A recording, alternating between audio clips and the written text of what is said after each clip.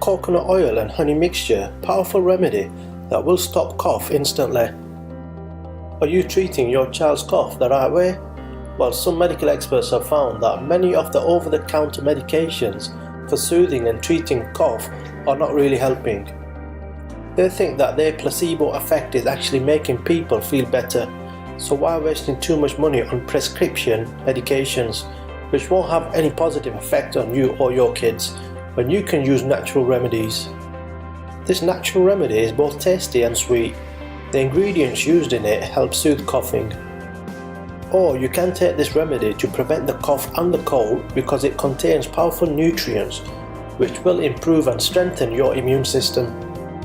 This homemade remedy is very simple and easy to make, and you just need 4 easy available ingredients.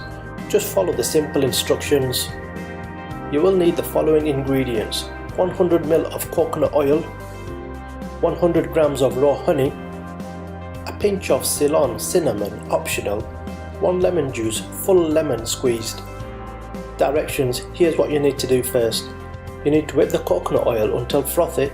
After that, you need to add the honey and keep whisking until they completely blend together. Now you need to add the lemon juice. Cinnamon is optional.